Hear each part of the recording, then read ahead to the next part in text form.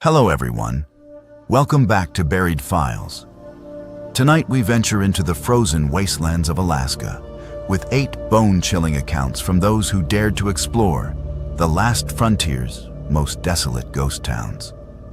In this episode, we will journey through abandoned mining settlements and forgotten frontier communities with harrowing tales of supernatural encounters adapted from genuine reports submitted by witnesses across the state. Each story has been meticulously compiled from first-hand testimonies of individuals who claim to have experienced the unexplainable. In these isolated settlements, where the boundary between the living and the dead grows dangerously thin. From phantom miners still working their claims to spectral children echoing through empty schoolhouses. These accounts reveal that some places refuse to remain buried in the past.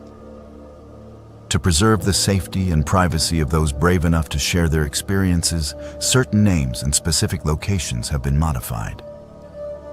If you are new here, make sure to subscribe to Buried Files for spine-tingling true horror content that explores the darkest corners of forgotten America. Hit that notification bell so you never miss when we unearth another collection of terrifying tales. Now settle in as we begin our descent into Alaska's most haunted ghost towns. I have been inspecting abandoned mines across Alaska for 6 years now. And in that time, I have seen things that would make most people reconsider their career choices. My name is Jake Morrison, and I work as a mine safety inspector for the state.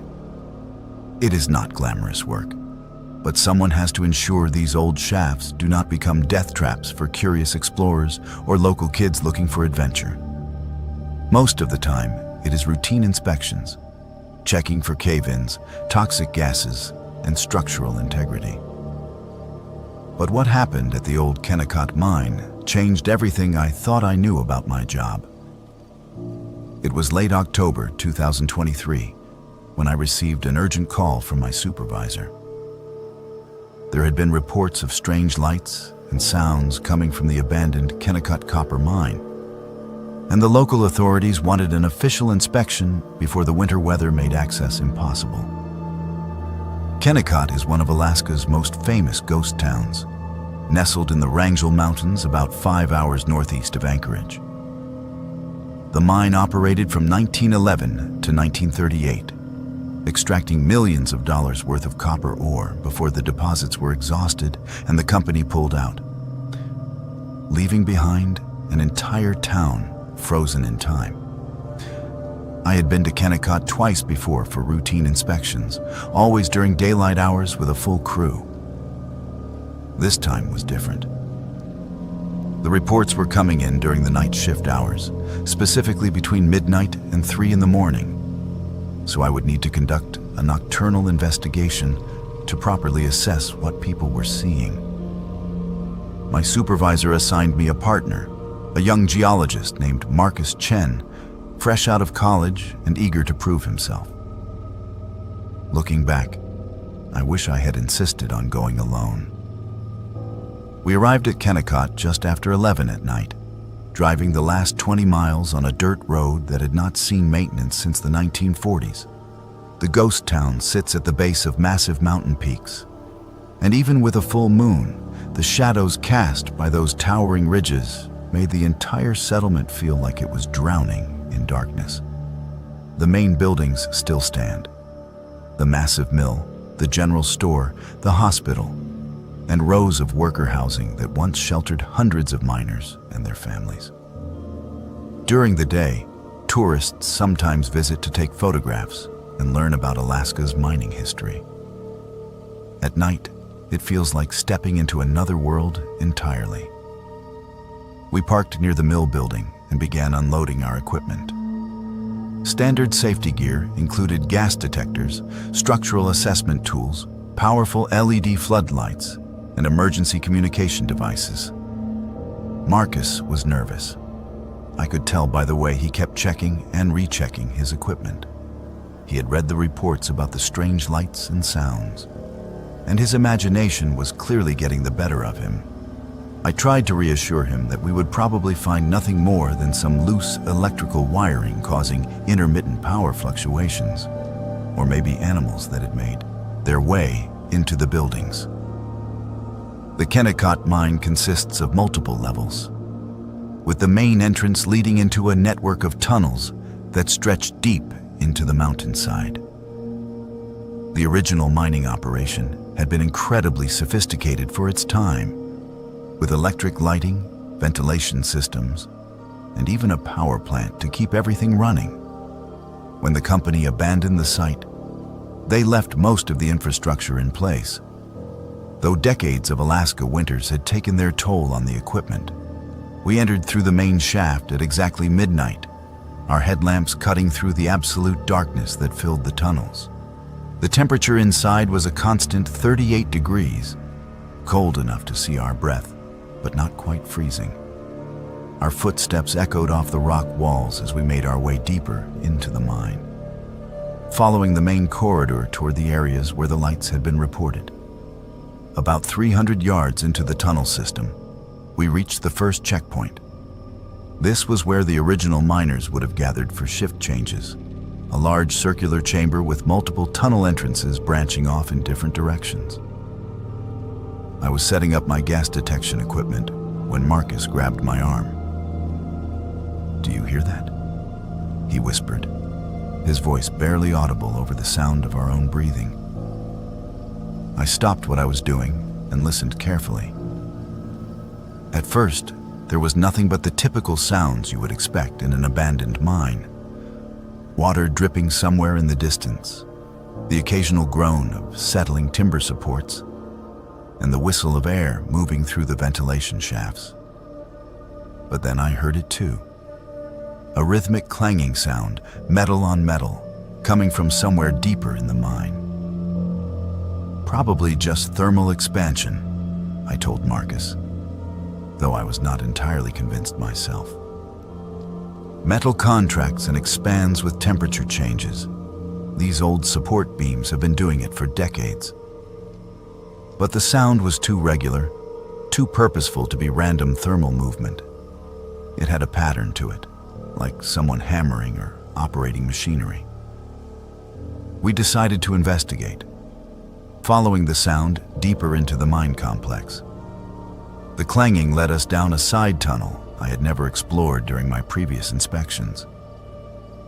This passage was narrower than the main corridors, with rough-hewn walls that showed the marks of hand tools rather than modern excavation equipment. The original miners must have dug this section manually, probably chasing a particularly rich vein of copper ore. Our headlamps revealed support timbers that looked ancient and potentially unstable, but my structural readings showed they were still sound. As we moved deeper into the tunnel, the clanging sound grew louder and more distinct. It was definitely metallic, and it was definitely rhythmic. But there was something else underneath it now. Voices. Human voices, speaking in low tones that I could not quite make out. Marcus heard them too, because he stopped walking and turned to look at me with wide eyes. "There is someone else down here," he said, stating the obvious. My first thought was that we had stumbled across trespassers, maybe urban explorers or treasure hunters looking for artifacts to steal. It would not be the first time someone had broken into an abandoned mine site. But as we got closer to the source of the sounds, I realized something was wrong. The voices were not speaking English or any language I could identify. They had an odd, hollow quality to them, like they were coming from very far away or through some kind of audio distortion. We rounded a bend in the tunnel and found ourselves at the entrance to a large underground chamber. This was clearly one of the original mining areas, with overhead tracks still in place for the ore cars and evidence of extensive excavation work. But what stopped us in our tracks was what we saw inside the chamber. There were lights, not electric lights, but the warm, flickering glow of oil lamps and lanterns, and silhouettes, human figures moving around the chamber, carrying tools and equipment, working at what appeared to be an active mining operation. The clanging sound was coming from their pickaxes and shovels as they worked the rock face, and the voices were the miners calling instructions to each other. I stood there for what felt like several minutes, trying to process what I was seeing. My rational mind insisted that this had to be some kind of elaborate hoax or maybe a historical reenactment that we had not been told about. But something about the scene felt fundamentally wrong. The lighting was too dim and inconsistent, casting shadows that seemed to move independently of their sources. The figures themselves appeared translucent, like they were made of smoke or mist rather than solid matter. Marcus was gripping my arm so tightly I could feel his fingers through my heavy jacket. He was trembling, whether from cold or fear I could not tell. I reached for my radio to contact our supervisor, but when I tried to key the microphone, all I got was static. We were too deep underground for normal radio communication, but my equipment should have been able to reach the repeater we had set up outside. Something was interfering with the signal. One of the figures in the chamber turned toward us, and I saw his face clearly for the first time. It was the face of a man in his 40s, with a thick mustache and deep-set eyes that seemed to glow with their own internal light. He was wearing the kind of work clothes that miners would have worn in the 1920s. Heavy canvas pants, a wool shirt, and a leather cap with a carbide lamp attached to the front. But the most disturbing thing about him was that I could see through him. He was there, but he was not there. Like a photograph double exposed on the same piece of film. The miner looked directly at me and smiled, raising his hand in what might have been a greeting or a warning. Then he turned back to work, driving his pickaxe into the rock face with mechanical precision. The other figures continued their activities as if we were not there at all, loading ore into cars, reinforcing tunnel supports, and calling out to each other in that strange, echoing language. I do not know how long we stood there watching this impossible scene. It could have been minutes or hours. Time seemed to move differently in that chamber, like we had stepped outside the normal flow of reality. But eventually, Marcus tugged on my sleeve and pointed toward the tunnel entrance. His meaning was clear. We needed to leave, and we needed to leave now. We backed away from the chamber as quietly as possible, not wanting to disturb whatever we had witnessed. Once we were around the bend and out of sight of the mining operation, we moved as quickly as we could through the tunnels toward the surface. Neither of us spoke during the retreat. We were both too shaken by what we had seen to put it into words. When we finally emerged from the mine entrance, the first light of dawn was beginning to show over the mountain peaks. We had been underground for over 6 hours, though it had felt like much less time. We packed our equipment in silence and drove back toward the anchorage without discussing what had happened. It was not until we were back at the office the next day that Marcus finally asked me what I thought we had seen. I told him the truth. I had no idea. Every rational explanation I could think of fell apart under scrutiny.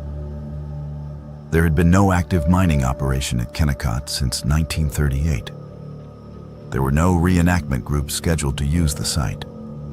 The figures we had seen were translucent and spoke in a language that did not match any of the ethnic groups that had worked the mine during its operational years. I filed my official report as a routine inspection with no significant findings. I could not bring myself to document what we had actually witnessed because I knew no one would believe it. But I haven't been able to stop thinking about that night, and I have done extensive research into the history of the Kennecott mine. What I discovered disturbs me more than the ghostly miners themselves. According to historical records, there were several fatal accidents during the mine's operational years. Cave-ins gas explosions, and equipment failures claimed the lives of at least 37 workers between 1911 and 1938. Many of these men were buried in unmarked graves near the mine site because their families could not afford to transport the bodies back to their home states. I believe we witnessed the midnight shift that never ended. Miners who died in those tunnels and continue their work in death as they did in life. They are trapped in that underground world, forever extracting copper ore that no longer exists from rock faces that played out decades ago. I have not returned to Kennecott since that night, and I have requested that my supervisor assign that site to other inspectors. Mark is transferred to a different department within 6 months and now works exclusively on surface-level projects. We have never discussed that night again, but sometimes I catch him looking at me across the office with the same haunted expression I see in my own mirror. The reports of lights and sounds at Kennecott continue to come in, always during the midnight hours, always from people who claim to have seen things that should not exist. I know now that they are telling the truth, and I know that somewhere deep in those mountain tunnels, the midnight shift continues its eternal work. Antique hunting in ghost towns is not just my hobby. It pays the bills and feeds my soul in a way that few people understand. My name is Isabella Rodriguez, and for the past 8 years, I have been traveling across Alaska, searching through abandoned buildings for forgotten treasures that tell the stories of people who lived and died in this unforgiving wilderness. Most folks think I am crazy for spending weeks at a time in these desolate places. But there is something magical about finding a piece of history that no one else thought was worth saving. I run a small antique shop in Anchorage called Forgotten Alaska, and my customers range from serious collectors to tourists looking for authentic frontier memorabilia. The real money comes from the rare finds. Original mining equipment, native Alaskan artifacts sold with proper documentation, and vintage clothing from the gold rush era. Women's clothing from the early 1900s is particularly valuable because so few pieces survived the harsh conditions and practical necessities of frontier life. That is why I was so excited when I heard about the untouched buildings in Dia, a ghost town near Skagway that most people have never even heard of. Dia was a boom town during the Klondike Gold Rush of the 1890s, serving as a starting point for prospectors heading over the Chilkoot Pass. At its peak, the town had over 8,000 residents, dozens of businesses, and all the trappings of a thriving frontier community. But when the railroad reached Skagway in 1900, Dia was abandoned almost overnight, leaving behind an entire town frozen in time. I had received a tip from another dealer that there was a general store in Dia that still contained original merchandise from the 1890s. The building had been locked up tight when the last owner left, and harsh weather had kept most treasure hunters away. Getting there required a combination of driving and hiking that would take the better part of a day, but the potential payoff was worth the effort. I set out on a clear September morning in 2023, driving the Alaska Highway north toward the Canadian border before turning west toward Skagway. The final approach to Dia required leaving the main road and following an old mining trail that tested the limits of my four-wheel drive truck. The ghost town sits in a valley surrounded by towering peaks, accessible only during the brief summer and fall months when the passes are clear of snow. Dia today consists of scattered building foundations, a few partially standing structures, and the skeletal remains of what was once a bustling pier extending into the Lynn Canal. Most of the original buildings had collapsed decades ago, but I could see the general store my contact had described standing at what would have been the center of town. It was a 2-story wooden structure with weathered siding and a peaked roof that had somehow survived more than a century of Alaska winters. The front door was secured with a heavy padlock that had long since rusted solid. but I found a loose board on the back wall that allowed me to squeeze inside. The moment I stepped through that opening, I knew I had found something special. The building still smelled of wood smoke and old leather, and dust motes danced in the shafts of sunlight streaming through cracked windows. The main floor had been the retail space, with wooden shelves lining the walls and a long counter running down the center of the room. Most of the merchandise had been cleared out when the store closed, but I could see remnants of the original inventory. Rusted tools, empty bottles, and bolts of fabric that had survived because they were stored in sealed containers. But it was the second floor that took my breath away. This had been the proprietor's living quarters, and it looked like the family had simply walked away one day, leaving everything behind. There was furniture from the 1890s, personal photographs, books, and clothing still hanging in a wooden armoire. This was exactly the kind of untouched find that antique dealers dream about. I spent the first few hours carefully cataloging what I could see, taking photographs and making notes about the most valuable pieces. There was a dining set that would easily bring $5,000, several oil paintings that appeared to be original works, and what looked like a complete set of china from a prestigious manufacturer back east. But it was while I was examining the china that I noticed something else.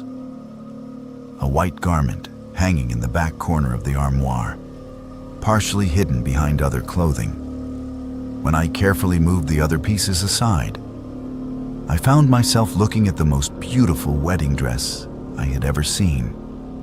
It was made of ivory silk with intricate beadwork and lace detailing that would have required hundreds of hours of hand-stitching. The style was typical of the 1890s, with a fitted bodice, full skirt, and a train that would have extended several feet behind the bride. But what made this dress truly remarkable was its condition. Despite being over 120 years old, it looked like it had been made yesterday. The silk had not yellowed or deteriorated. The beadwork was intact, and there was not a single stain or tear anywhere on the garment. I had handled enough vintage clothing to know that this level of preservation was virtually impossible. Silk fabric from that era should have been brittle and discolored after more than a century, especially in Alaska's extreme climate variations. Yet this dress looked ready to be worn to a wedding tomorrow. As I lifted the dress from the armoire to examine it more closely, I noticed something else unusual. Despite the size of the garment, it seemed to weigh almost nothing, as if it were made of air rather than fabric. And when I held it up to the window to look at the beadwork, I could have sworn I saw the dress move slightly, as if there were a gentle breeze in the room, though all the windows were closed and there was no air circulation. I decided to take the dress back to Anchorage for proper evaluation and potential sale.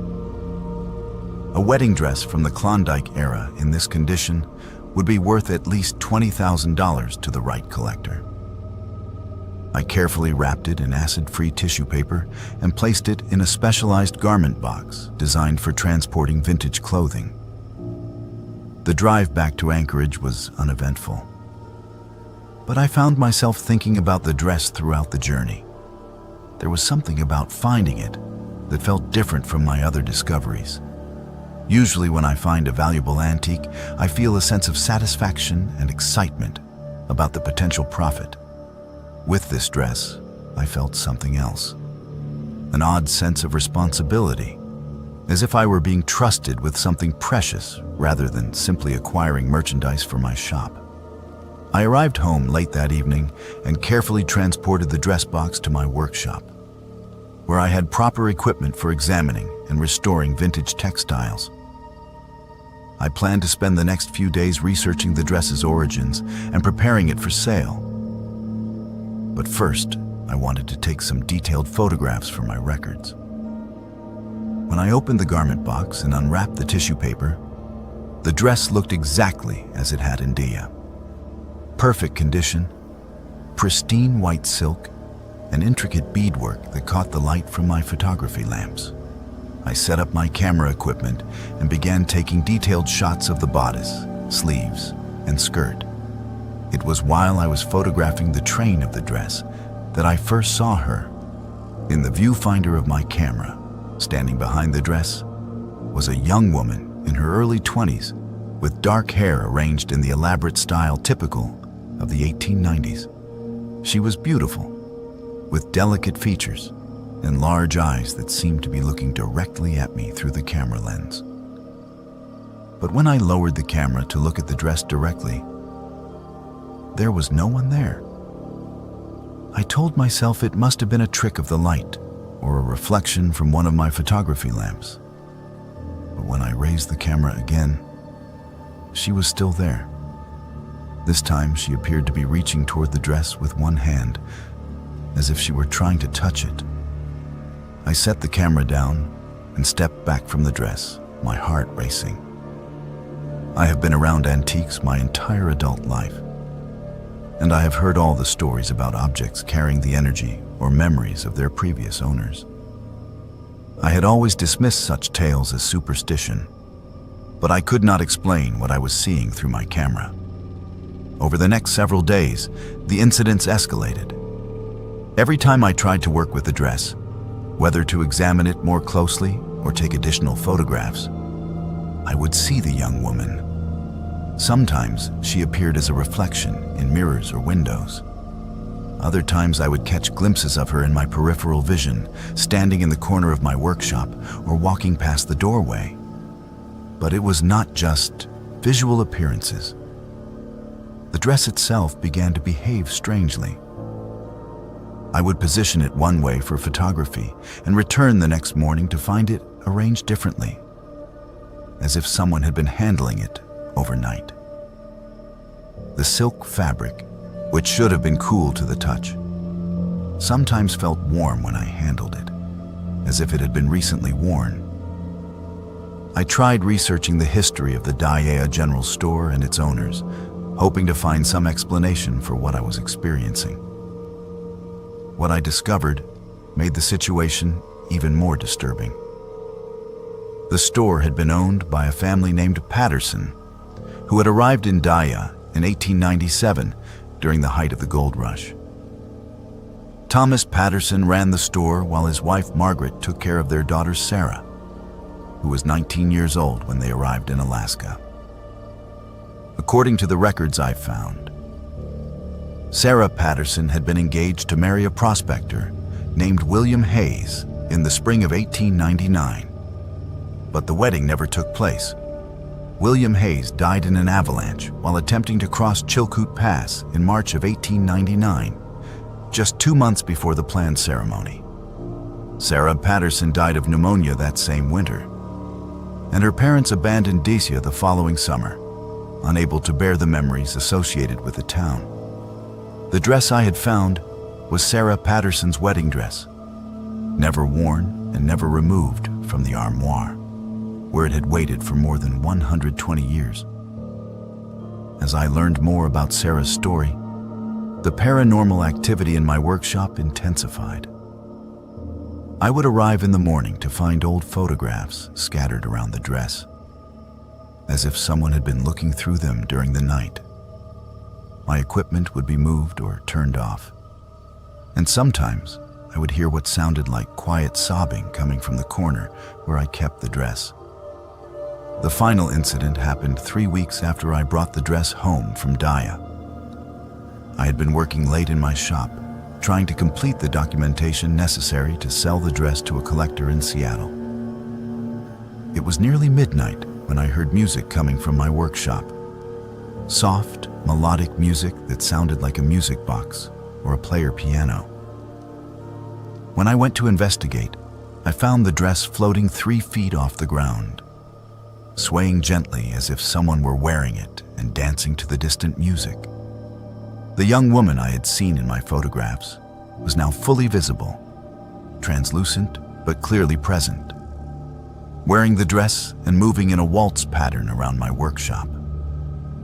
She saw me watching and stopped dancing. turning to face me with an expression of infinite sadness. When she spoke, her voice sounded like it was coming from very far away. "I never got to wear it," she said. "I never got to dance at my wedding." I stood there frozen, unable to move or speak, as Sarah Patterson continued to dance in her wedding dress to music only she could hear. After what felt like hours but was probably only minutes, she gradually faded away, and the dress settled gently onto my workbench. The next morning, I carefully packed the wedding dress back into its garment box and drove it back to Daya. I returned it to the armoire where I had found it, arranging it exactly as it had been when I first discovered it. As I was leaving the abandoned store, I could swear I heard a woman's voice saying, "Thank you," carried on the wind. I never went back to that building, and I've never told anyone else about what I experienced with Sarah Patterson's wedding dress. Some objects are not meant to be bought and sold. Some treasures are meant to remain where they are, keeping their secrets and their sorrows in the places where they belong. The dress is still there in Daya, waiting in the armoire of an abandoned general store, as beautiful and perfect as the day it was made. And sometimes, on quiet nights when the wind is just right, locals say you can hear waltz music drifting through the ruins of the old town, as if someone is finally having the wedding dance that never was. Growing up, my grandfather used to tell me stories about the old railroad days, back when the Alaska Railroad was the lifeline connecting remote communities to the rest of the world. He worked as a conductor for 37 years, riding those rails through some of the most beautiful and dangerous terrain on Earth. My name is Marcus Washington, and I am 24 years old. Unlike my grandfather, I never worked for the railroad professionally. But trains have been my passion since childhood. I collect vintage railroad memorabilia, study historical routes, and spend my weekends exploring abandoned rail lines across Alaska. That passion is what brought me to McCarthy in October 2023. McCarthy is a tiny community that sits at the end of one of the most remote railroad spurs ever built in Alaska. The Copper River and Northwestern Railway constructed the line in the early 1910s to transport copper ore from the Kennecott mines to the port in Cordova. When the mines closed in 1938, the railroad was abandoned, leaving behind nearly 200 miles of track, bridges, and tunnel infrastructure that slowly disappeared back into the wilderness. Most of the original rail line has been reclaimed by nature or dismantled for scrap metal. But some sections near McCarthy still show evidence of the engineering marvel that once carried millions of tons of ore through seemingly impossible mountain terrain. I had been planning this trip for months, hoping to photograph the remaining trestles and document what was left of the roadbed before winter made access impossible. I arrived in McCarthy on a gray Thursday afternoon, driving the notoriously difficult McCarthy Road that follows roughly the same route the railroad once took. The road is 60 miles of potholes, washouts, and single-lane bridges that test both your vehicle and your nerve. McCarthy itself has maybe 25 year-round residents, most of whom make their living from the handful of tourists who visit during the summer months. I had arranged to stay at a small bed and breakfast run by an elderly woman named Rose Delano, whose family had lived in the area since the railroad days. Rose was in her 70s, with silver hair and the kind of weathered hands that come from decades of Alaska living. She seemed pleased to have a guest interested in local railroad history. And over dinner that first night, she shared stories about the old days when the train would arrive twice a week, carrying supplies, mail, and passengers. My father worked for the railroad, she told me as we sat in her kitchen drinking coffee. He was a section foreman, responsible for maintaining about 10 miles of track through some of the worst country you can imagine. He used to say that railroad was built more on determination than engineering sense. Rose warned me about exploring the old rail line alone, especially during the short October days when darkness came early and weather could change without warning. But she also understood the fascination with railroad history and agreed to let me borrow an old trail map that showed where the most accessible sections of track remained. The next morning, I set out with my camera equipment, hiking boots, and enough supplies for a full day of exploration. The section I planned to document was about 3 miles from town, where the railroad had crossed a deep gorge on a timber trestle bridge. According to my research, portions of that bridge were still standing, though the rails themselves had been removed decades ago. The hike to the bridge site took me through dense forest and over rough terrain that showed no signs of recent human passage. The original roadbed was still visible in places, marked by the distinctive grading and drainage ditches that railroad crews had carved through the wilderness more than a century ago. As I walked, I tried to imagine what it must have been like for those early workers, building a railroad through country that seemed determined to reject human intrusion. I reached the gorge around noon and found the remains of the trestle bridge exactly where my map indicated. It was an impressive sight, even in its deteriorated condition. The original structure had been built from massive timber beams, some of them 3 feet thick, arranged in the complex geometric patterns typical of early 20th century railroad engineering. About half of the bridge was still standing, though it was clearly unsafe for crossing. The missing sections had fallen into the gorge below, where I could see the twisted remains of wooden beams and iron hardware scattered among the rocks. I spent several hours photographing the bridge from different angles, documenting the construction techniques and hardware that would have been state-of-the-art when the line was built. The afternoon was quiet, except for the sound of wind through the trees and the distant call of ravens. It was exactly the kind of peaceful, isolated experience I had been hoping for. As the sun began to sink toward the western mountains, I started packing up my equipment for the hike back to town. The October days were short, and I wanted to be off the trail before full darkness set in. That was when I heard it for the first time. A low, rhythmic sound that seemed to be coming from somewhere deep in the forest. At first, I thought it might be a helicopter or small aircraft. But the sound was wrong for that. It was more mechanical, more regular, like the steady chuffing of a steam engine working hard to pull a heavy load up a steep grade. I stopped packing and listened more carefully, trying to determine where the sound was coming from.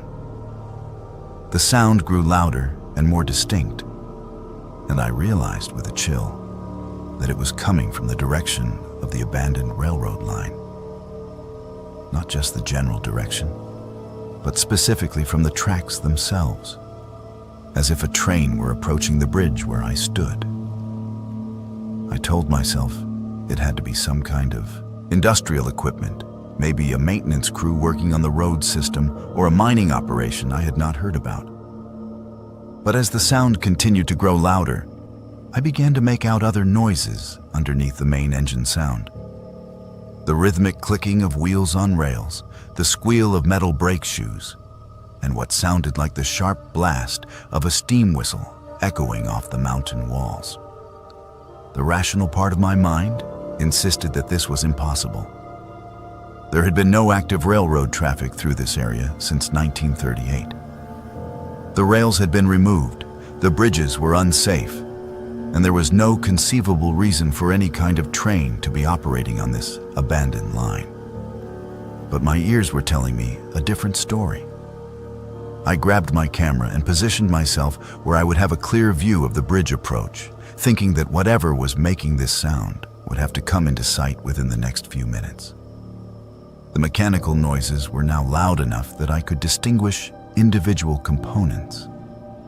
The heavy breathing of a steam locomotive, the clatter of multiple cars following behind the engine, and voices calling out in what sounded like working commands.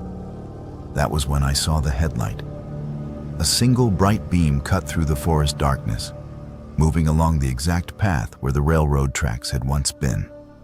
Behind the light, I could make out the dark bulk of a steam locomotive, its smokestack visible against the evening sky. The engine was pulling what appeared to be a long train of freight cars, all of them loaded with what looked like copper ore from the Kennecott mines. I raised my camera and started taking pictures, though my hands were shaking so badly I was not sure any of them would be in focus. Through the viewfinder, I could see details that should not have been possible. The locomotive was a narrow-gauge engine typical of the early 1900s, painted in the dark green livery of the Copper River and Northwestern Railway. I could see figures in the cab, men wearing the kind of work clothes that railroad crews would have worn during the original operation of the line. The train approached the broken bridge at what seemed like normal operating speed, showing no signs of slowing down or stopping. I wanted to shout a warning, to somehow alert the crew that the bridge was unsafe, but no sound would come from my throat. I could only stand there and watch as the locomotive reached the edge of the intact portion of the trestle. What happened next defied every law of physics I understood. Instead of plunging into the gorge where the bridge was broken, the train continued across empty air, following the path where the missing rails should have been. I could see it clearly. A full locomotive and string of ore cars crossing a gap of more than 100 feet, supported by nothing but thin mountain air. The phantom train completed its impossible crossing and disappeared into the forest on the other side of the gorge, the sound of its engine gradually fading into the distance. Within minutes, the mechanical noises were gone entirely, leaving only the natural sounds of wind and wildlife that had been there before. I stood at the edge of the broken bridge for a long time, staring across the gorge and trying to process what I had witnessed. When I finally looked at my camera to review the photographs I had taken, every single image showed nothing but empty forest and the broken remains of the trestle bridge. Whatever I had seen and heard had left no trace on the digital sensor. The hike back to McCarthy in the gathering darkness was the longest 3 miles of my life. Every sound in the forest made me jump, and I kept looking over my shoulder, half expecting to see the headlight of the phantom train bearing down on me from behind. By the time I reached Rose's bed and breakfast, my nerves were completely shattered. Rose took one look at me and immediately made a pot of strong coffee, settling me down at her kitchen table while I tried to explain what had happened. She listened to my story without interruption, nodding occasionally, but showing no signs of surprise or disbelief. When I finished, Rose was quiet for a long moment, staring into her coffee cup. Finally, she looked up at me with an expression I could not quite read. "You are not the first person to see that train," she said quietly. "My father saw it 3 times during his years working the section. Always in the evening, always crossing that same bridge. He said it was the spirits of the men who died building the railroad, still trying to complete their run to Cordova." She went to an old wooden cabinet and pulled out a yellowed newspaper clipping from 1923. The headline read, "Train Derailment Claims 6 Lives Near McCarthy." According to the article, a locomotive and 4 ore cars had plunged off the trestle bridge during a winter storm, killing the entire crew. Their bodies were never recovered from the bottom of the gorge. "Every few years, someone sees them," Rose continued. "Always the same train, always crossing the broken bridge, always heading toward Cordova with a load of copper ore. My father used to say they will keep making that run until someone fixes the bridge and lets them complete their journey." I left McCarthy the next morning, cutting my planned week-long visit short. I have not been back since, and I have no plans to return. Sometimes, late at night when I hear the distant whistle of a modern freight train, I think about those phantom railroad men, forever trapped on their endless run through the Alaska wilderness. The photographs I took that day show nothing unusual, just the broken remains of an old trestle bridge in a remote mountain gorge. But I know what I saw, and I know what I heard. Somewhere in the forests around McCarthy, the last train is still running, carrying its ghostly crew and phantom cargo on a journey that will never end.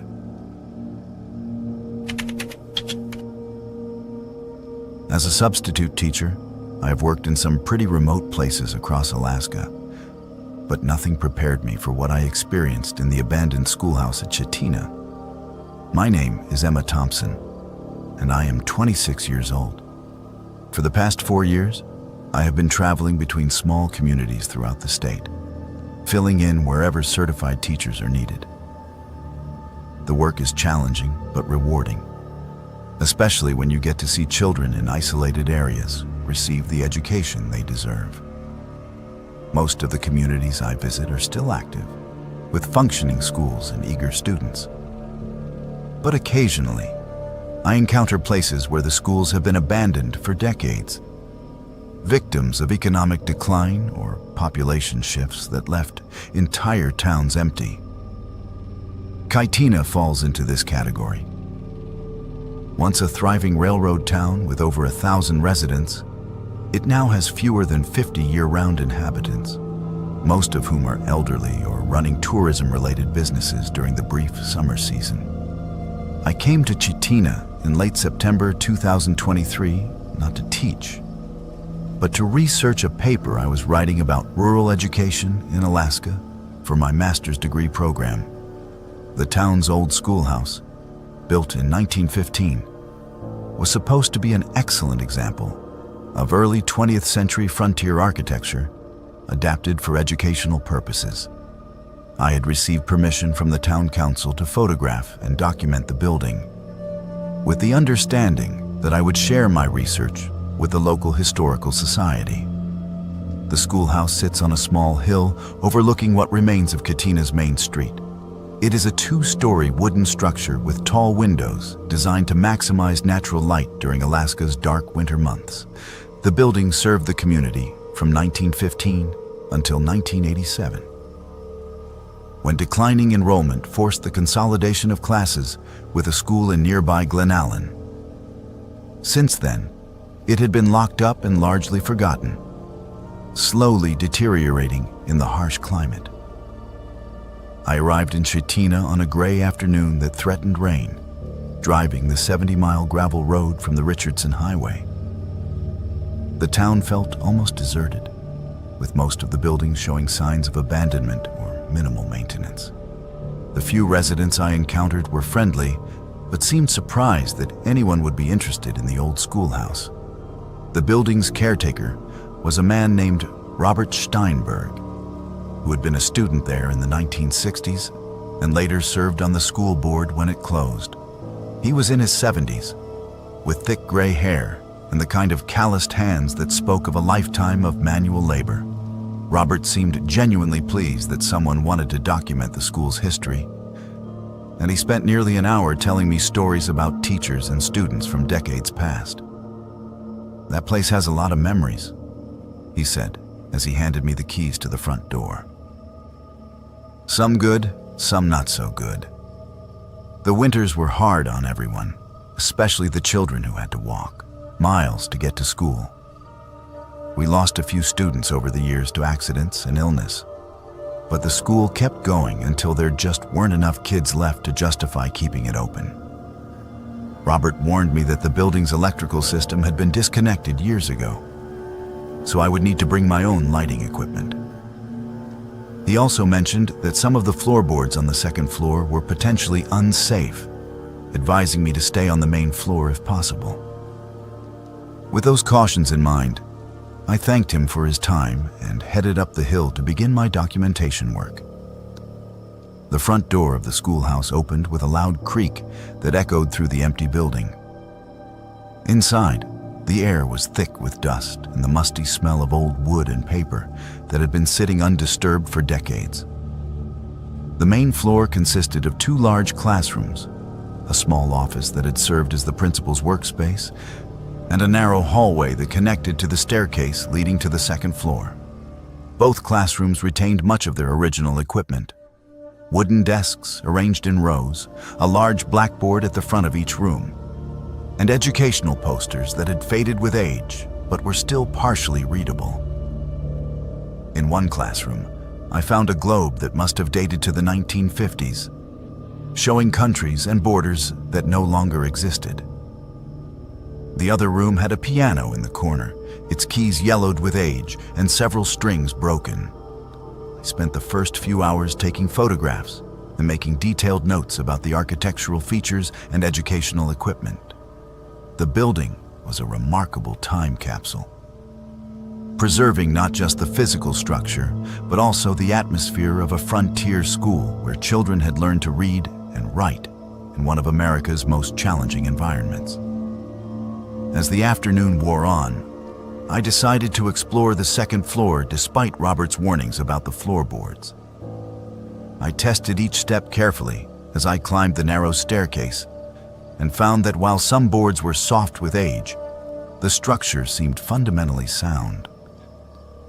The 2nd floor had originally been designed as an auditorium and assembly space, with a small stage at one end and rows of wooden benches facing toward it. It was while I was photographing the stage area that I first heard the school bell.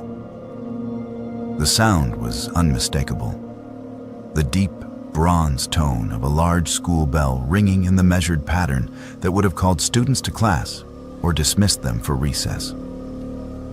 But according to Robert, the bell had been removed from the building years ago and donated to a museum in Anchorage.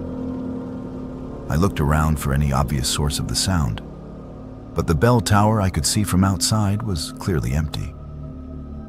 I told myself it must have been some kind of acoustic phenomenon, maybe wind blowing through the empty bell tower in a way that created sound. But as I continued working, the bell rang again, this time in a different pattern. 3 short rings, followed by 2 long ones. That was the traditional signal for the end of the school day, a pattern that would have been used thousands of times during the building's 72 years of operation. The 3rd time I heard the bell, it was accompanied by other sounds. The scraping of chairs against wooden floors, the rustle of papers being gathered, and what sounded like children's voices talking excitedly as they prepared to leave for the day. The sounds were coming from the main floor classrooms directly below me. I made my way back down the staircase as quietly as possible, not wanting to disturb whatever was happening below. When I reached the hallway, I could hear the sounds more clearly. Children were definitely talking, their voices high and animated in the way that kids sound when they are excited about something. I could make out individual words occasionally: homework, recess, and Miss Anderson. I approached the first classroom and peered around the door frame. What I saw made no rational sense, but I could not deny the evidence of my own eyes. The classroom was full of children, perhaps 20 or 25 students ranging in age from about 6 to 14. They were dressed in clothing from what appeared to be the 1940s or 1950s. Simple dresses for the girls, knickers and suspenders for the boys, and practical shoes suitable for walking long distances in rough country. At the front of the classroom stood a woman in her 30s, wearing a long skirt and white blouse typical of mid-20th century fashion. Her dark hair was pinned back in a style that matched the period of the children's clothing. She was writing something on the blackboard, and I could see that her handwriting was the kind of careful script that teachers of that era would have drilled into their students. The children appeared solid and real, not translucent or ghostly in any obvious way. They were gathering their books and papers, putting on coats and hats, and chatting with each other about typical school-age concerns. But there was something subtly wrong about the scene that I could not initially identify. It took me several minutes of observation to realize what was bothering me. The children cast no shadows. Despite the bright afternoon light streaming through the tall windows, none of the figures in the classroom produced the dark silhouettes that living people would create. They were there, but they were not entirely there, existing in some state between reality and memory. The teacher at the front of the room looked up from the blackboard and made eye contact with me. She had kind eyes and a gentle smile that suggested she was genuinely fond of her students. When she spoke, her voice had the clear, carrying quality that good teachers develop from years of addressing classrooms full of children. "Class is dismissed for today," she said, though she continued looking directly at me rather than at her students. "Please remember to finish your arithmetic problems for tomorrow and bundle up warm for the walk home. Winter is coming early this year." The children began filing out of the classroom in an orderly fashion, passing within inches of where I stood in the hallway. As they walked by me, I could feel a slight chill in the air, as if each child were surrounded by a pocket of cold that moved with them. Some of the younger ones looked up at me with curious expressions, but none of them seemed surprised or frightened by my presence. One little girl, perhaps 8 years old with blonde braids and a red wool coat, stopped directly in front of me and tugged on my jacket sleeve. When I looked down at her, she smiled and spoke in a voice that sounded like it was coming from very far away. "Are you our new teacher?" she asked. "Miss Anderson has been waiting for someone to help her with the upper grades. There are so many of us now, and we all want to learn."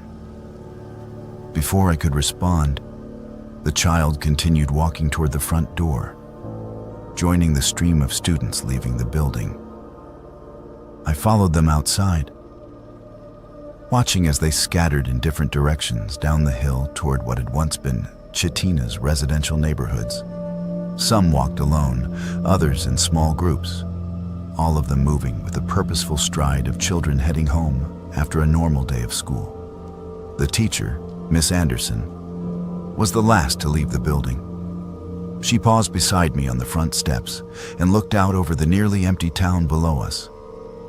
"We have been waiting so long for the school to reopen," she said quietly. "The children miss their lessons terribly. They keep coming back, hoping that someday there will be teachers and books and proper classes again." She turned to face me directly, and I could see that her eyes held a deep sadness mixed with hope. "Will you stay and teach them?" she asked. "They have been without proper instruction for so many years. They deserve to finish their education, to learn everything they were meant to learn before." She paused, and the sadness in her eyes deepened. "Before the accident." I wanted to ask her what accident she was referring to, what had happened to these children and to her. But before I could form the words, she smiled one more time and walked down the hill in the same direction her students had gone. I watched until she disappeared around a corner, leaving me alone in front of the abandoned schoolhouse. When I returned the keys to Robert Steinberg that evening, I asked him about Miss Anderson and whether there had been any accidents involving the school during its years of operation. His expression grew somber, and he invited me inside his house for coffee and a conversation I would never forget. "Margaret Anderson taught here from 1952 to 1967, he told me, settling into an old recliner beside his wood-burning stove. "She was one of the best teachers we ever had, really cared about the kids and went out of her way to help families that were struggling. She never married, said the children were her family." Robert paused to sip his coffee, and I could see he was deciding how much to tell me. "The accident happened in February of 1967, he continued. "There was a terrible blizzard, worst storm anyone could remember. School should have been canceled, but the weather report had been wrong and it caught everyone by surprise. Miss Anderson kept all the children inside until the storm passed. but the building's heating system failed during the night. He was quiet for a long moment, staring into his coffee cup. They found them the next morning when the storm cleared. All of them together in the main classroom, where Miss Anderson had gathered them around the piano to keep their spirits up. Carbon monoxide from a faulty chimney. 23 children and their teacher, all of them gone. I spent one more night in Katina, but I did not return to the schoolhouse. The next morning, as I was loading my car for the drive back to Anchorage, I heard the school bell ringing across the empty town. 3 short rings followed by 2 long ones, calling students to another day of learning that would never end. My job takes me to the most isolated communities in Alaska, places where getting supplies can mean the difference between life and death during the long winter months. My name is Ryan O'Malley, and I am 35 years old.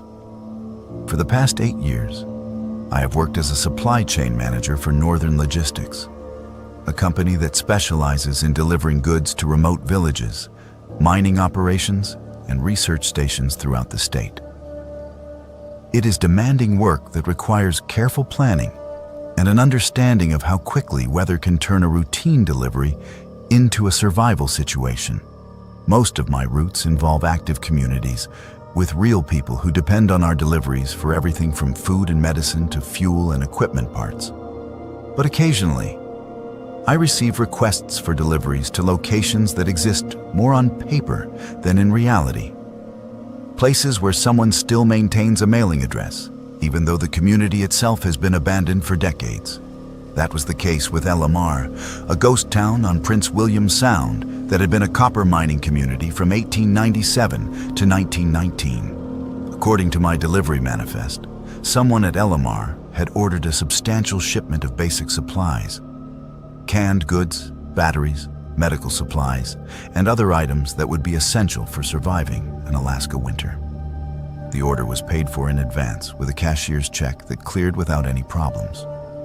But when I tried to contact the customer by phone to arrange delivery details, the number was disconnected. Company policy required me to attempt delivery, even when customer contact was not possible. So I loaded my supply truck and headed for the coordinates provided on the shipping manifest. The drive to Elamar required taking the Seward Highway south from Anchorage, then following a series of increasingly remote roads toward the coast.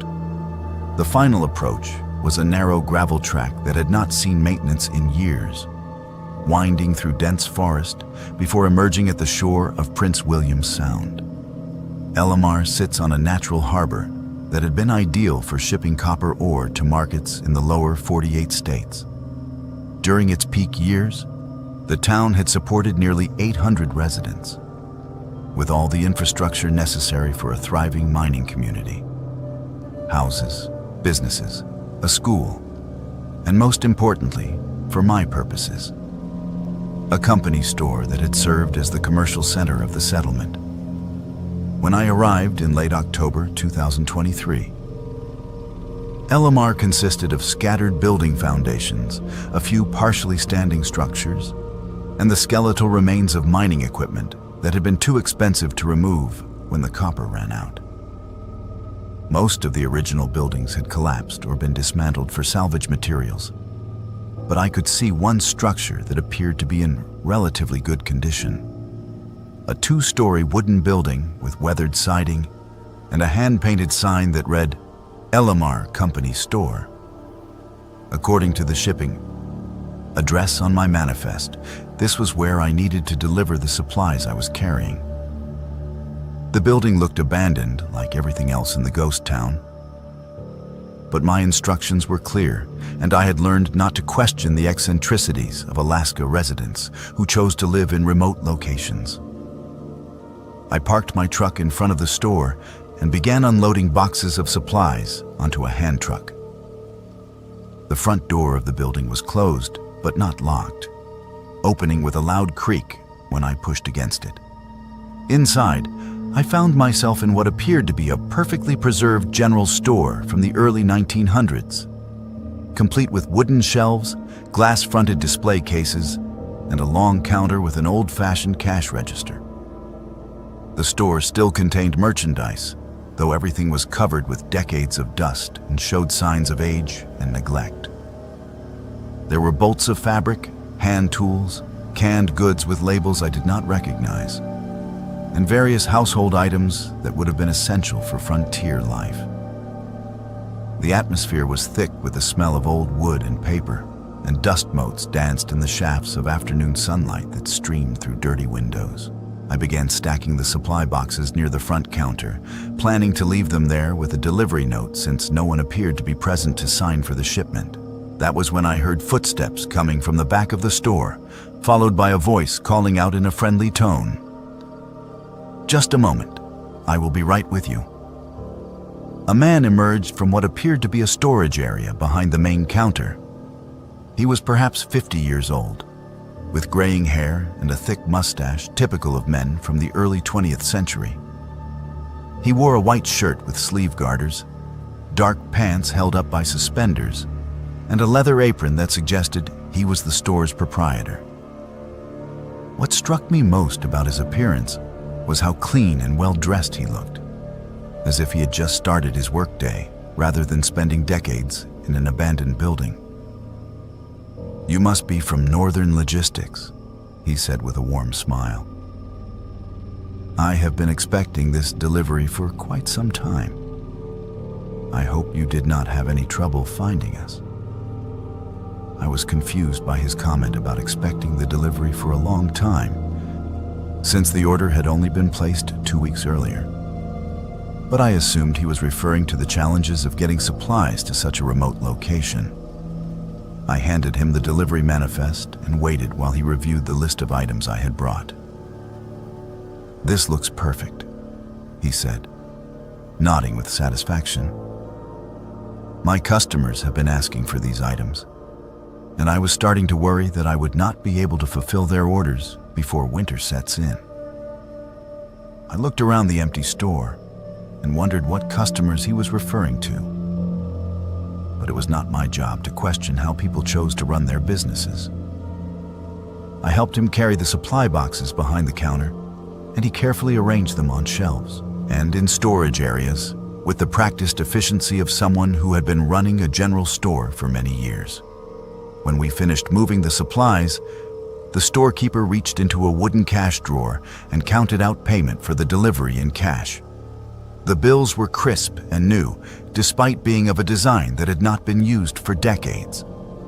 I had seen enough old currency during my years in Alaska to recognize that these were genuine bills from the 1940s and 1950s, though they looked like they had been printed yesterday. "I appreciate you making the trip out here," he said as he handed me the money. "I know it is not easy to reach Elamar, especially this late in the season. My customers will be very pleased to see that I have restocked the shelves." As if summoned by his words, I heard the front door of the store open, followed by the sound of multiple people entering the building. I turned to see a group of men and women dressed in work clothes from the early 1900s, carrying shopping baskets and talking among themselves about items they needed to purchase. They appeared to be miners and their families, the kind of people who would have made up Elamar's population during its active years. The customers moved through the store with familiarity, selecting items from shelves and discussing prices with the storekeeper. They seemed solid and real, not translucent or obviously supernatural. But there was something about their presence that made the air in the store feel thick and charged with energy. As they shopped, they occasionally glanced at me with polite curiosity, but no one seemed surprised or concerned about my presence. One woman approached the counter carrying a selection of canned goods and fabric. She was perhaps 30 years old, wearing a simple dress and a shawl that suggested she was the wife of one of the miners. When she spoke to the storekeeper, her voice had an odd, echoing quality, as if it were coming from very far away. "Put this on the Murphy account," she said. John will settle up on payday like always. The storekeeper nodded and made notations in a leather-bound ledger, recording the transaction in careful handwriting. As he worked, more customers continued to enter the store, creating a bustling atmosphere that would have been typical of a thriving frontier business.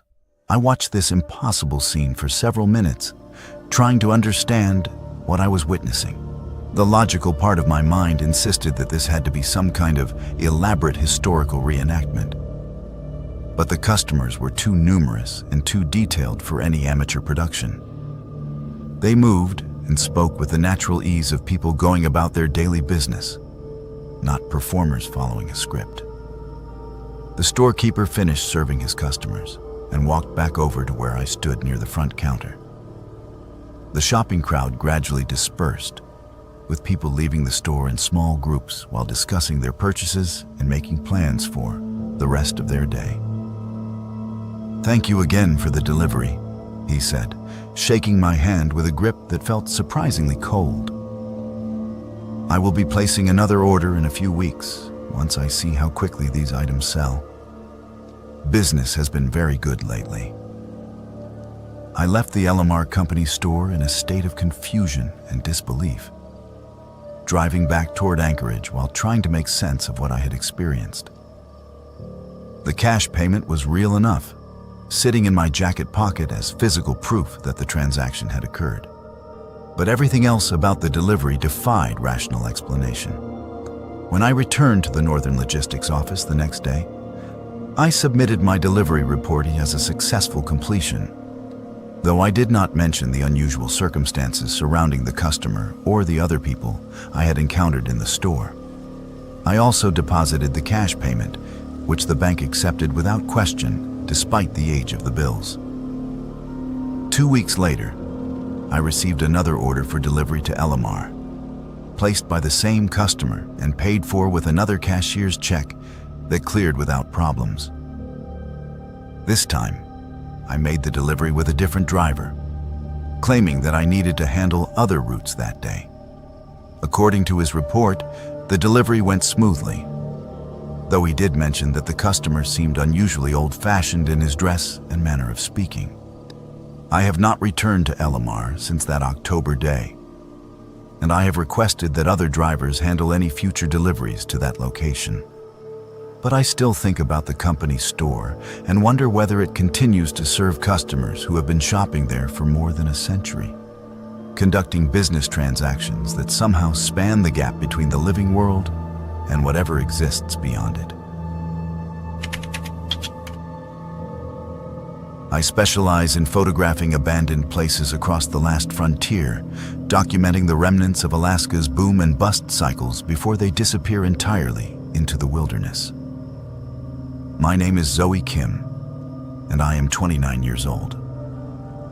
For the past 6 years, I've been working as a documentary photographer, focusing on historical sites that tell the story of human ambition and failure in one of the world's most unforgiving environments. My work has been featured in National Geographic, Alaska magazine, and several museum exhibitions about frontier history. Photography in abandoned locations requires more than just technical skill with a camera. You need to understand the history of the places you visit, respect the memories embedded in decaying structures, and develop an intuition for finding the shots that capture not just what remains, but what has been lost. Some photographers hunt for dramatic lighting or unusual angles, but I have always been drawn to the subtler images that reveal the human stories behind abandoned places.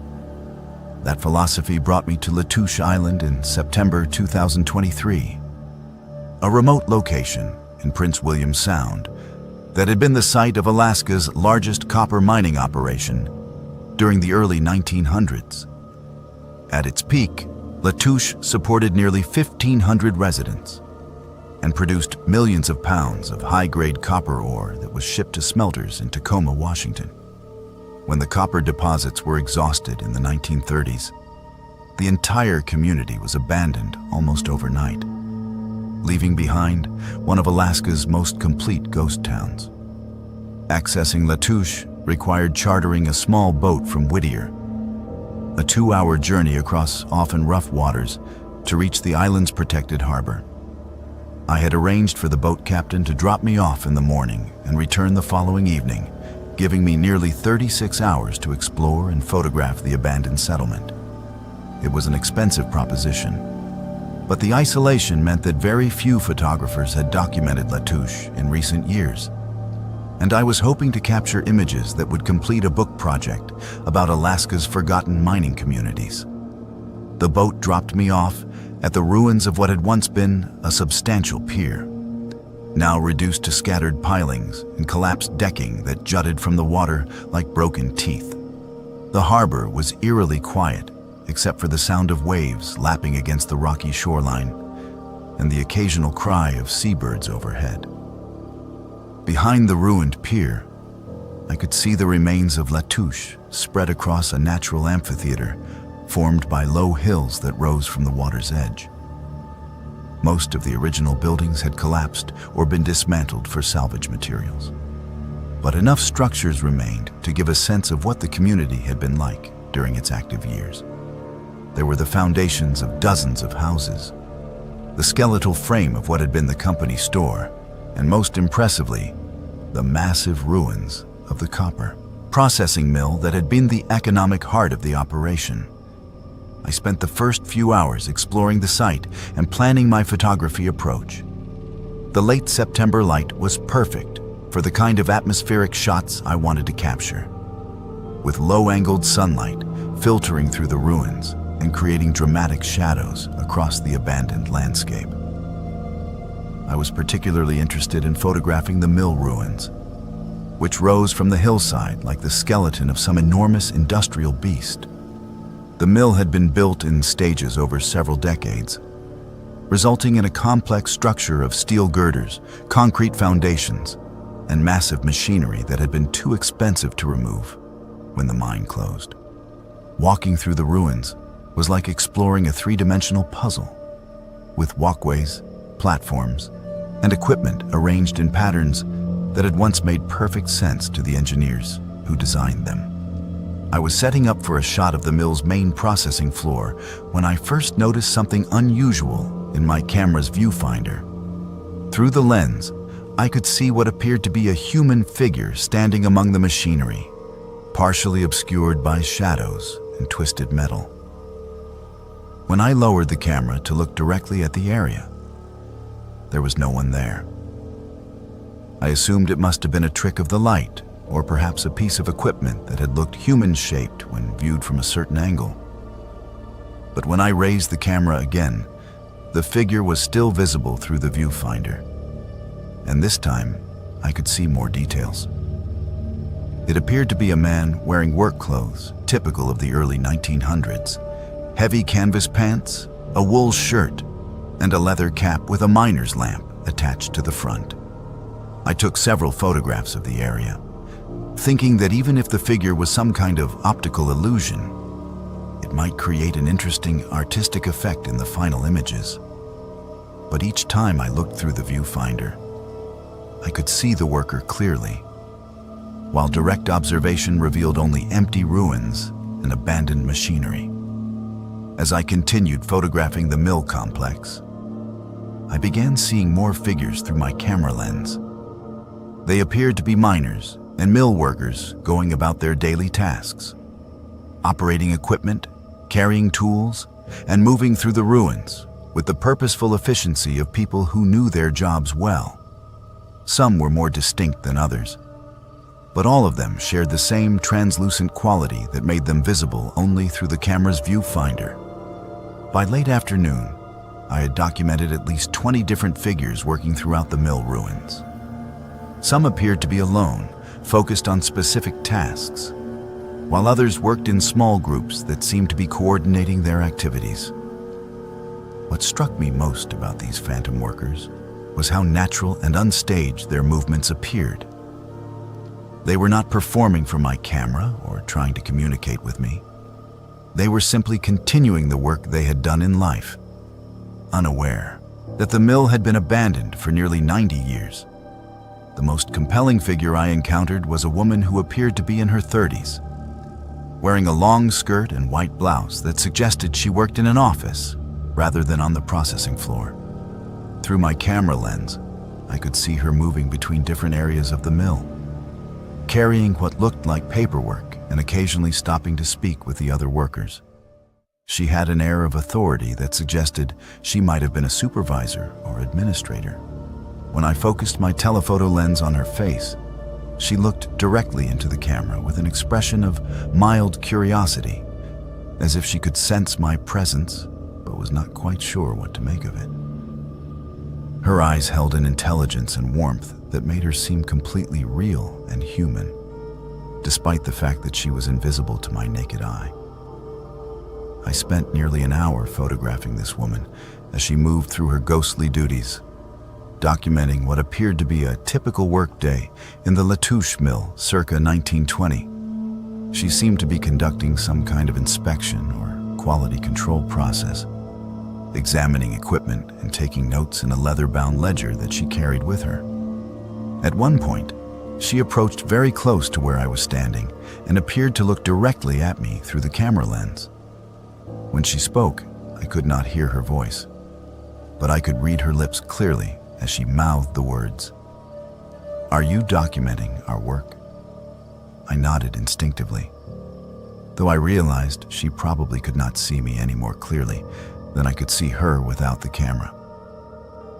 But she seemed to understand my response, because she smiled and gestured for me to follow her to a different area of the mill.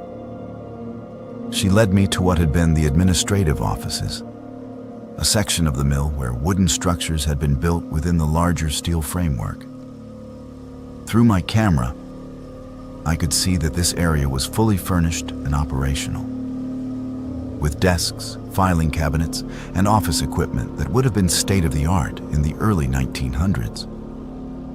Several people were working at the desks, processing paperwork and conducting business related to the mill's operations. The woman who had led me there pointed to a large chart on the wall that showed production figures and shipping schedules. Through my telephoto lens, I could read the dates clearly. They were all from 1927, the peak year of production at Latouche. She seemed to want me to understand that I was witnessing the mill during its most successful period, when the copper ore was flowing freely and the community was thriving. As the sun began to set, casting long shadows across the ruins, the phantom workers gradually became more difficult to see, even through my camera lens. The figures grew fainter and more translucent, until they were little more than suggestions of movement in the gathering darkness. By full dark, they had disappeared entirely, leaving me alone among the silent ruins. I spent the night camped near the harbor, and the next morning, I continued photographing other areas of the abandoned settlement. But the phantom workers had vanished with the daylight, and my camera showed only empty buildings and rusted equipment. When I returned to Anchorage and developed the digital images from Latouche, I expected to find that the figures I had seen through my viewfinder would not appear in the final photographs. But to my amazement, they were all there. Dozens of ghostly workers captured in various poses and activities throughout the mill complex. The images were subtle and could easily be dismissed as photographic artifacts or processing errors. But I knew what I had witnessed. The most remarkable photograph was the one I had taken of the administrative offices. In the final image, I could see the woman who had led me there sitting at her desk, apparently working on paperwork related to the mill's operations. But more importantly, I could see the production chart on the wall behind her, with all the dates and figures clearly readable. When I researched the historical records of Latouche's mining operations, I found that the production figures shown in my photograph matched exactly with the documented output for 1927. There was no way I could have known these specific numbers before taking the pictures. and the level of detail visible in the Phantom office was far beyond anything that could have been fabricated or imagined. I have included several of the Latouche photographs in museum exhibitions, though I never mention the supernatural circumstances under which they were taken. Viewers sometimes comment on the atmospheric quality of the images or ask about my digital manipulation techniques, not realizing that they are looking at genuine documentary photographs of people who died nearly a century ago. The experience at Latouche changed my approach to photographing abandoned places. I now understand that my camera can capture more than just physical ruins. It can document the memories and energies that linger in places where human dreams were built and ultimately abandoned. Some locations retain the imprints of the people who lived and worked there. And under the right circumstances, those imprints can be photographed and preserved. I have returned to Latouche twice since that first visit, but I have never again seen the Phantom workers through my camera lens. Perhaps they only appear to photographers who approach their former workplace with the right combination of respect and curiosity. Or perhaps that single day in September 2023 was a unique moment when the barriers between past and present became temporarily transparent, allowing me to document a day in the life of a community that officially ceased to exist in 1930. The photographs remain as proof of what I witnessed, tangible evidence that some places never truly become abandoned as long as the memories of human activity continue to echo through their empty spaces. Someone has to look after these forgotten places to ensure that history does not simply vanish into the wilderness without leaving any trace of the dreams and struggles that once filled these empty buildings. My name is Samuel Blackwood, and I am 42 years old. For the past 15 years, I have worked as a historical preservationist for the Alaska Heritage Foundation, maintaining and protecting abandoned settlements that have significant cultural or historical value. It is solitary work that requires spending weeks or months alone in remote locations, but I have never minded the isolation. These ghost towns have stories to tell, and I consider myself their guardian and interpreter. The town of Iditarod holds a special place in Alaska's history as the original terminus of the famous dog sled trail that bears its name. Founded in 1910 during a gold rush that brought thousands of prospectors to the remote interior, Iditarod grew quickly into a substantial community with hotels, saloons, stores, and all the infrastructure necessary to support a thriving mining district. At its peak, nearly 10,000 people called Iditarod home, making it one of Alaska's largest settlements outside of the major coastal cities. But like so many boom towns, Iditarod's prosperity was built on a finite resource. When the easily accessible gold deposits were exhausted by the early 1920s, the population began to decline rapidly. The final blow came in 1929, when a devastating fire destroyed most of the town's commercial district. Rather than rebuild, most residents simply abandoned their homes and businesses, leaving Iditarod to slowly decay in the harsh interior climate. Today, Iditarod exists as a scattered collection of building foundations, collapsed structures, and a handful of buildings that have somehow survived nearly a century of abandonment. The Alaska Heritage Foundation designated it as a protected historical site in 1998, recognizing its importance to the state's mining heritage and its connection to the Iditarod Trail Sled Dog Race that commemorates the original supply route to the goldfields. My assignment was to spend the winter of 2023 to 2024 in Iditarod, conducting a comprehensive survey of the remaining structures and developing a long-term preservation plan for the most historically significant buildings. It would be my first extended stay in the ghost town, though I had visited several times during summer surveys. Winter preservation work is challenging but necessary, as the extreme cold and snow loads reveal structural problems that are not apparent during warmer months. I arrived in Iditarod in early November 2023, flying in by bush plane and landing on a frozen lake about 2 miles from the town site. My supplies included everything necessary for a 4-month solo stay: a portable generator, heating fuel, preserved food, communication equipment, and specialized tools for documenting and stabilizing historical structures.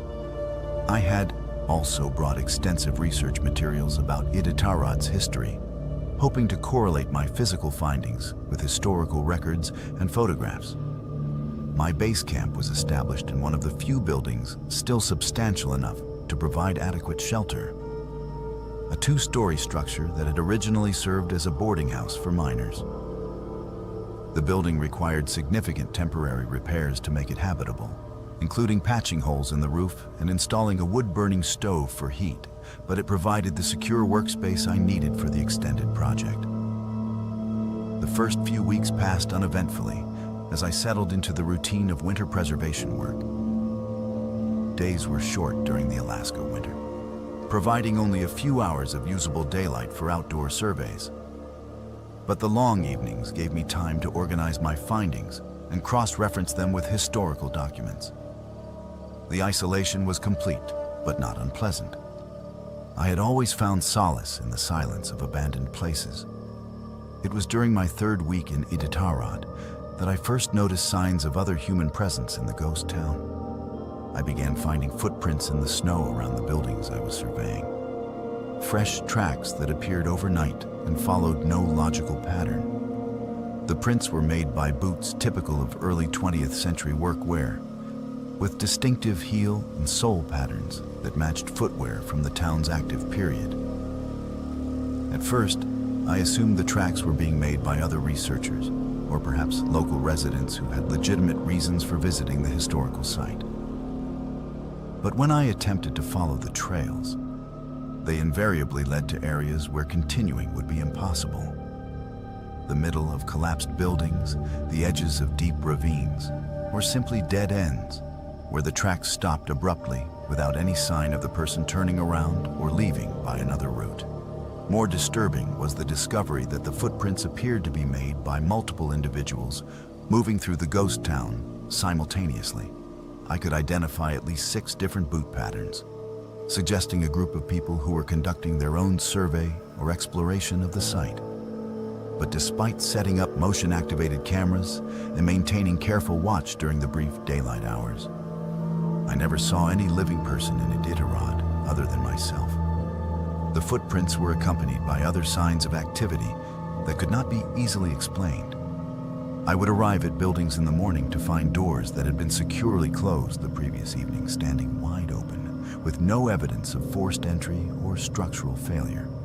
Tools and equipment that I had carefully organized would be rearranged in different patterns, always in ways that suggested someone had been using them for construction or repair work. Most unsettling of all were the sounds that began occurring during the long winter nights. I would hear hammering, sawing, and the creaking of timber that suggested active construction work somewhere in the town. The sounds were too regular and purposeful to be caused by wind or settling structures, and they always seemed to come from areas where I knew no substantial buildings remained standing. One particularly clear night in December, I decided to investigate the source of these construction sounds directly. Armed with a powerful flashlight and wearing my heaviest winter gear, I left my boarding house shelter and followed the sounds toward what had been Iditarod's main commercial district. The temperature was nearly 40 degrees below zero, cold enough to make extended outdoor activity dangerous. But I was determined to solve the mystery of who or what was working in the ghost town after dark. The sounds led me to the foundation of what historical records indicated had been the town's largest hotel, a 3-story structure that had burned in the 1929 fire. Nothing remained above ground level except scattered stones and twisted metal fixtures. But the sounds of construction work were clearly coming from this location. When I approached the foundation and shined my flashlight into the excavated area, I saw something that challenged every assumption I had about the nature of historical preservation work. The hotel was being rebuilt, not by living people using modern construction techniques, but by translucent figures wearing the work clothes and using the hand tools typical of early 20th century construction crews. I could see at least a dozen men working with purposeful efficiency to reconstruct the hotel's timber frame, raising walls and installing roof beams with the practiced coordination of experienced builders. The phantom construction crew appeared solid enough to handle heavy timber and operate hand tools, but I could see through them to the frozen ground beneath their feet. They worked without speaking, communicating through gestures and expressions that suggested they had performed these same tasks countless times before. Their movements had the fluid precision of people who knew their trade thoroughly and took pride in their craftsmanship. As I watched this impossible scene, one of the workers looked up from his task and made direct eye contact with me. He was a man in his 40s, with a thick beard and the kind of weathered face that spoke of years spent working outdoors in harsh conditions. When he saw me watching, he smiled and touched the brim of his cap in a gesture of acknowledgement, then returned to his work as if my presence was expected and welcome. I stood at the edge of the foundation for what felt like hours, documenting this supernatural construction project with my camera and taking detailed notes about what I was witnessing. The phantom workers continued their tasks without pause, gradually rebuilding portions of the hotel that had been destroyed nearly a century earlier. Their work followed the original architectural plans perfectly, as if they were drawing on memories of the building's construction during Iditarod's boom years. As dawn approached and the first light of the short winter day began to illuminate the ghost town, the phantom construction crew gradually faded away, leaving behind no physical evidence of their nighttime labors. The hotel foundation remained as empty and ruined as it had been when I first arrived in Iditarod, but the experience had fundamentally changed my understanding of what historical preservation means in a place like this. I realized that I was not alone in Iditarod, and that my role as caretaker was being shared with the spirits of people who had built this community and were unwilling to let it disappear completely from the world. Over the remaining months of my winter assignment, I continued to witness the phantom construction crews working throughout the ghost town. Different groups appeared to be responsible for different buildings. Each crew focused on reconstructing the structures they had originally built during Iditarod's active years. They worked only at night and only during the coldest months, as if the extreme conditions somehow made it easier for them to manifest in the physical world. I began to understand that these spirits were not haunting Iditarod in the traditional sense of being trapped or tormented by their past. Instead, they were continuing the work they had done in life, maintaining and rebuilding their community with the same dedication they had shown as living people. They were the original preservationists, refusing to allow their town to fade into complete oblivion. My final report to the Alaska Heritage Foundation focused on the conventional aspects of structural assessment and preservation recommendations, but I included a separate confidential addendum documenting the supernatural construction activities I had witnessed. I recommended that Iditarod be maintained as a protected site, not just for its historical significance, but as recognition that some places retain the active presence of the people who created them. The Foundation accepted my preservation recommendations and has continued to support minimal maintenance work at Iditarod, though they have never commented officially on my supernatural observations. But I know that other caretakers who have spent extended time at the site have reported similar experiences. And there is an unspoken understanding among historical preservationists that some locations require protection, not just of their physical remains, but of the memories and spirits that continue to inhabit them. I have returned to Iditarod several times since that winter assignment, always during the coldest months when the phantom construction crews are most active. They have come to accept my presence as part of their ongoing work, occasionally acknowledging me with nods or gestures, but never interfering with my preservation activities. We are partners in the same mission, ensuring that Iditarod and its stories survive for future generations to discover and appreciate. The ghost town continues to decay slowly under the assault of weather and time, but it will never be truly abandoned as long as its original builders continue their eternal construction project, rebuilding their community one ghostly timber at a time.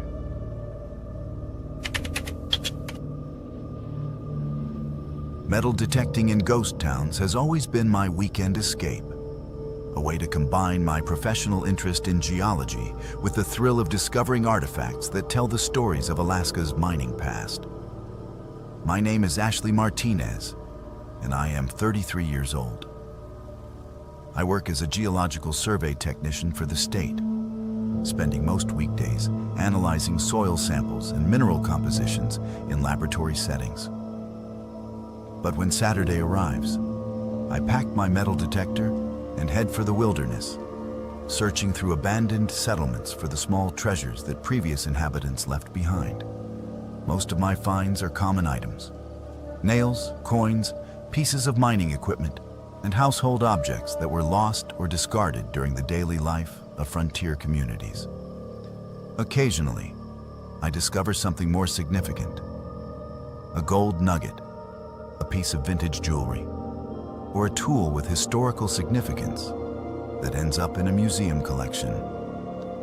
But it was the discovery of an old prospector's map that led me into the most terrifying experience of my life.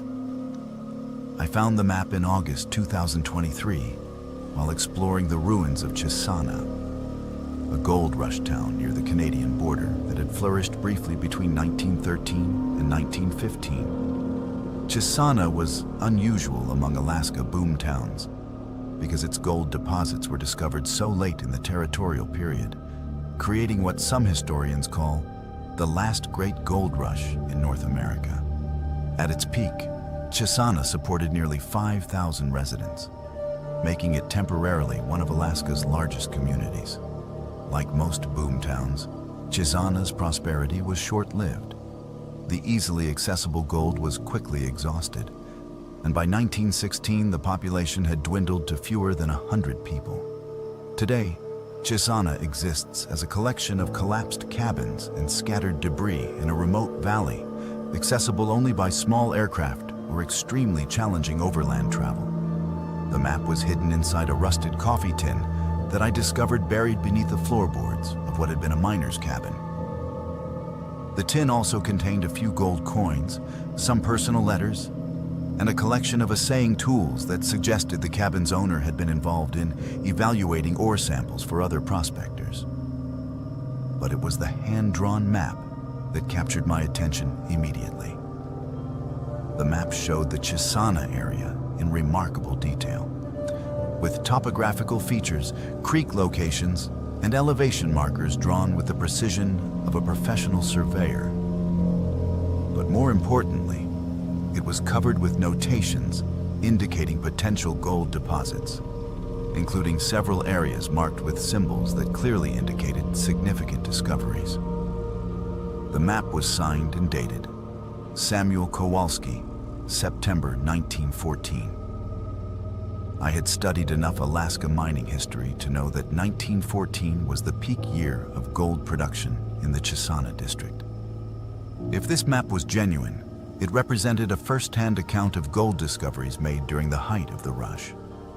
Even if the marked locations had been exhausted decades ago, the map would have significant historical value as a primary source document about early 20th century prospecting techniques.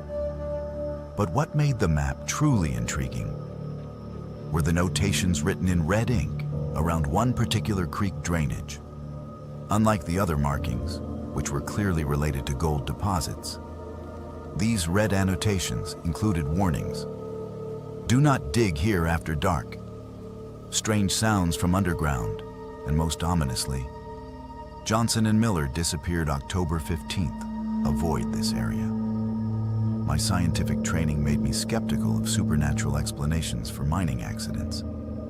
But I was curious enough about the geological features of the marked area to plan a follow-up expedition. The drainage indicated on the map was about 5 miles from the main Chisana town site, accessible by a challenging hike through rough terrain, but potentially rich in both historical artifacts and mineral samples. I returned to Chisana 2 weeks later, equipped with camping gear for a 3-day expedition and metal detecting equipment suitable for more extensive searching. The weather was perfect for late August, with clear skies and temperatures that would remain comfortable for sleeping outdoors. I planned to spend the first day hiking to the creek drainage marked on the map, establish a base camp, and then spend 2 full days systematically searching the area for both artifacts and geological samples. The hike to the creek drainage was more difficult than I had anticipated, requiring navigation through dense brush and across unstable terrain that showed evidence of previous mining activity. When I finally reached the area indicated on Samuel Kowalski's map, I found clear signs that it had been the site of extensive gold prospecting. Hand-dug test pits, the remains of sluice boxes, and scattered equipment that had been abandoned when the miners moved on to more promising locations. I established my camp near a grove of spruce trees that provided shelter and a good view of the creek valley. The setting was beautiful, but eerily quiet, with none of the wildlife sounds that usually fill Alaska's wilderness areas.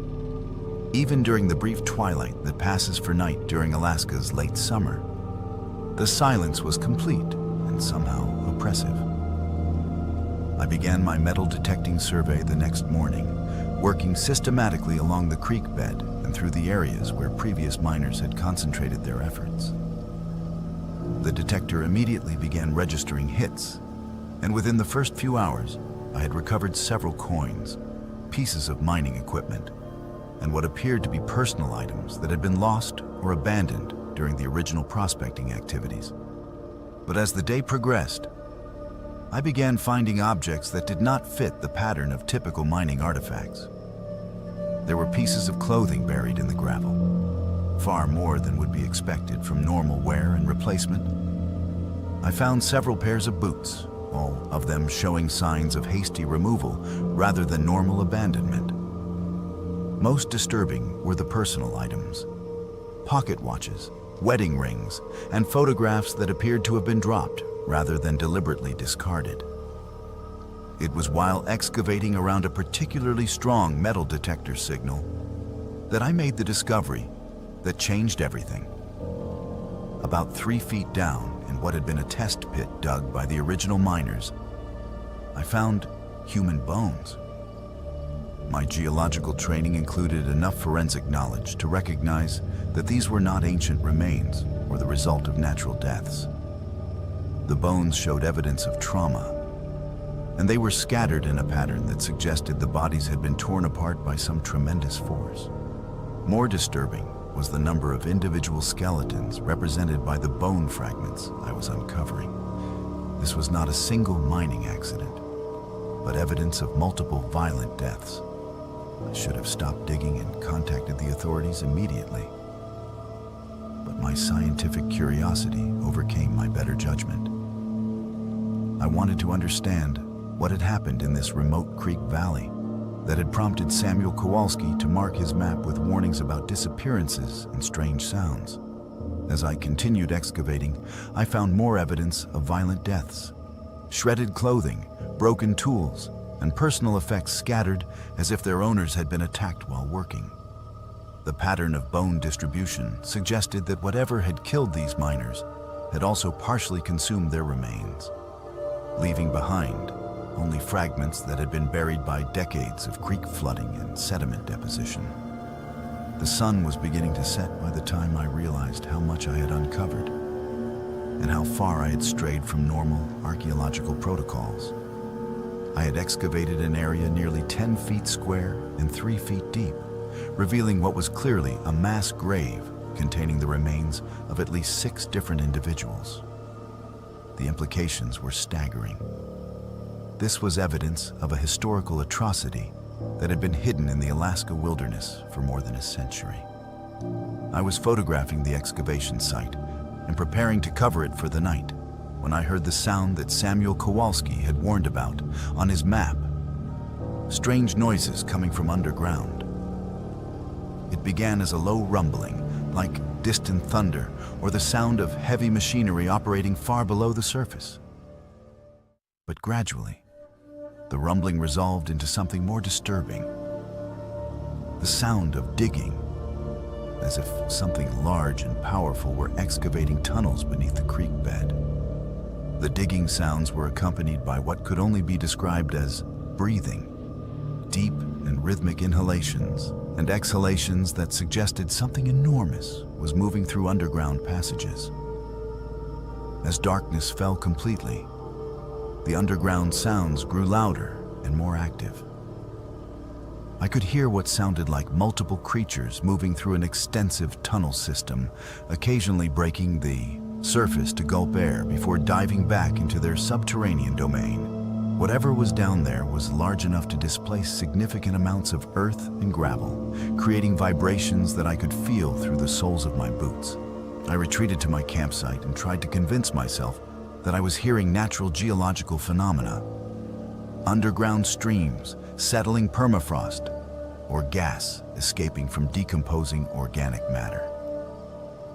But the sounds were too purposeful, too obviously biological to be explained by non-living processes. Around midnight, something began emerging from the excavation site. I first noticed movement in my peripheral vision, dark shapes rising from the pit I had dug during the day. When I focused my flashlight on the area, I saw creatures that defied every principle of biology and zoology I understood. They were roughly humanoid in shape, but far larger than any person, with elongated limbs that ended in claws capable of moving tons of earth and rock. Their skin appeared to be adapted for underground living, pale and translucent enough that I could see the movement of internal organs beneath the surface. But most horrifying were their faces, which retained enough human characteristics to suggest that these creatures had once been people. The miners who had disappeared in 1914 had not been killed by these underground dwellers. They had been transformed into them, changed by some process that preserved their essential humanity while adapting them for a subterranean existence. The creatures showed no immediate hostility toward me, but they were clearly reclaiming the excavation site I had disturbed. Using their massive claws, they began refilling the pit with remarkable speed and efficiency, carefully reburying the bone fragments and artifacts I had uncovered. They worked with the coordinated purpose of people who understood the importance of keeping their secrets hidden. One of the creatures paused in its work and looked directly at me across the campsite. In its face, I could see traces of what had once been human intelligence and emotion. When it spoke, its voice was distorted by physical changes, but still recognizably that of a person who had once lived and worked above ground. "You should not have dug here," it said, echoing the warning Samuel Kowalski had written on his map. "Some gold comes at too high a price." I spent the rest of the night huddled in my tent, listening to the sounds of the creatures working to erase all evidence of my excavation. By dawn, they had disappeared back into their underground realm, leaving the creek valley exactly as I had found it. Even my metal detector could no longer locate the artifacts I had uncovered the previous day. I hiked back to Chisana that morning and flew out to Fairbanks on the first available charter flight, taking Samuel Kowalski's map with me as the only proof of what I had discovered. I have never returned to that creek drainage, and I have never reported the east location of the mass grave to authorities. Some secrets are meant to remain buried, protected by guardians who have paid the ultimate price for disturbing forces that should be left alone. The prospector's map remains in my possession, a reminder that Alaska's gold rush history includes chapters that were never meant to be written in official records. Somewhere in the remote valleys near Chisana, the transformed miners continue their eternal vigil, ensuring that the price they paid for their greed remains hidden beneath the earth.